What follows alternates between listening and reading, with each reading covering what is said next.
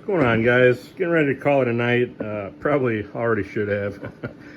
Just kind of been farting around with this for a while. But I figure why not fire up the camera and give you a little peek at where I'm at, you know, mess and all. It kind of looks like a bomb went off here at this end of the shop. But I want to give you a peek at where I'm at on my latest CNC router machine upgrade. I know I made a couple little videos on this rotary. That was kind of a separate, almost an unplanned upgrade that really didn't even start coming about till about a week or so ago when I just got it in my head for a specific project and decided to kind of go in all that. But before that, I've been planning this upgrade, which was a spindle swap out from just a standard, you know, water-cooled ER20, you know, kind of nut and collet spindle. It's a 3-horse spindle. Actually, you know, here's some more mess for you, but this guy right here, just your basic router spindle. Certainly much preferable to just a basic router or something. You know, it's 3-horse.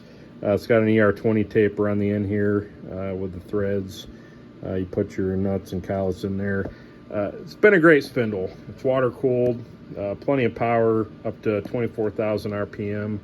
It's done everything I've ever asked it to, but it's kind of on the slow side as far as tool change outs. And if you're doing some more complicated, you know, tool paths where you're changing tools a lot, you could suck up a lot of time changing tools. So I decided finally to go ahead and kind of invest in this machine a little bit, invest in myself, and get an automatic tool changer. So what you're looking at here is known as an ISO 20 spindle. It takes ISO 20 tool holders, like this guy here. It's got a specific taper. It's got this nub for the drawbar to grab onto. This one is an ER20 collet on an ISO 20 taper. I also have ER16, which is actually kind of nice, you know, whereas before I could really only use ER20 collets. Sometimes it's nice to have one that's a little bit smaller for smaller end mills. You get a little bit more clearance on that sort of thing.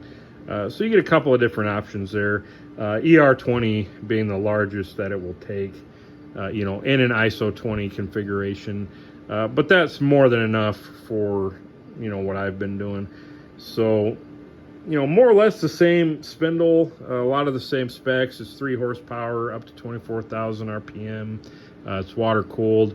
But if you look at the top there, there's a little bit more going on. Some stuff I still haven't even, you know, looked into hooking up yet. These are for proc switches to let you know, I believe, if there's a tool in or out or a tool holder in or out of the spindle. There's some temperature sensor wires here. Got at least 3 air lines, drawbar, de-dusting or to blow dust out of the end of the spindle. And then also a case pressurization, which I need to look into all that, like when, you know, for instance, case pressurization really needs to be used. If that's just when running, is that just to kind of keep dust, you know, from getting up in there? I believe that's all that's for. Somebody correct me if I'm wrong. I'm going to look into that. But yeah, so quite a bit more going on. It's a little bit bigger up here. You know, same diameter down here, but much bigger up here. So I did have to build a little spacer, you know, space it out about a 1/4 inch. And you can see, I mean, it's pretty tight to the Z slide there. And I also had to modify my dust boot because of this stupid thing. I really wish that this could have been like up here out of the way. Not sure why it necessarily had to be down there. Maybe it's just easier that way. Like I said, I'm not even 100% sure what this really is even for. If it's for something with a bearing or just to keep dust out of the bearing. But at any rate, you think I'd know all this stuff after what I've spent on all this. But at any rate, I got it installed. I still need to tram it. And there's still a few other little odds and ends I need to figure out. For instance, I think I've actually got the drawbar and de-dusting lines backwards, and then hence the relay backwards, so that when I shut power off to the machine, when there's air on it, this will actually pop out. I don't want that to happen normally. So I need to figure that out, make that probably, active low or whatever, and kind of reconfigure that. Same with the dedusting. I think I could turn that relay off, and not necessarily need that running all the time, because it is constant air. It's 10 psi, something like that, but it's constant air. But for now, I do have a manual button that I can hit, when the air is running, to actuate the drawbar and, take tool holders in and out. So for now, I think at least what I'm going to do, I'm going to get this trammed in and set up, get everything cleaned up, and then I'll be able to at least use my machine while I kind of spend my free time, or, what we're going to call free time, kind of learning about programming this, if I need to do like a new screen set, some macros, and just kind of start wrapping my mind around running and using an automatic tool changer. I've still not even set up the tool holders and tool posts themselves, or by tool posts I mean like my tool stations. Those are going to go somewhere on the back of that mess. I got to clean all that out, and basically station all those and map them out. I think I'm going to try for about 10, if not 12, if I can fit them. And then eventually I'll be able to say, hey, I want to go to tool 5, which is like a 1/4 inch end mill or whatever, and it'll go over there, release the current tool into a holder, make a move over to tool 5, pick it up, and kind of already know where it's at as far as the end of the end mill. That can all be programmed in, or I can have a tool touch off or whatever, but we'll see. I mean, there's a lot that I kind of still got to figure out, but for now, at the very least, I can have much more rapid tool changes, without having to grab wrenches and fiddle with nuts and pop collets in and out.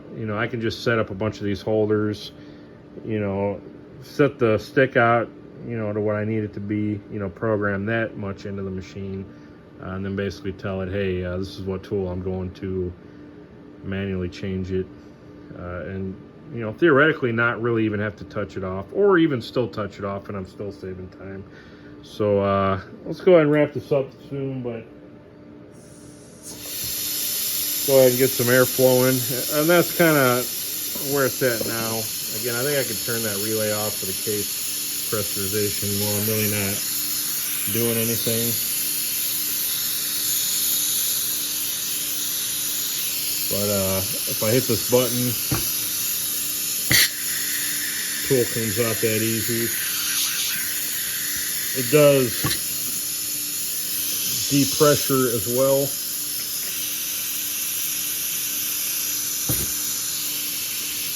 And then that goes right back in just that easy.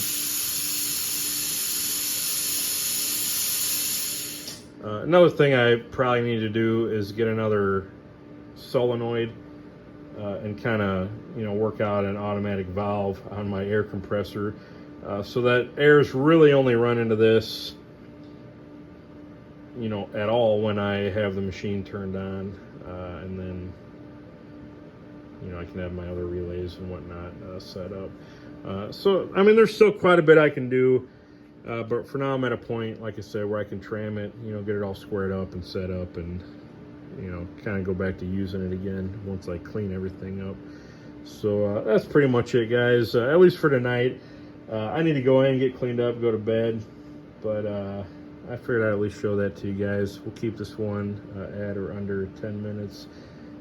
Thanks again, as always, for the support. I really need to do another shop update on some different projects and things I'm working on.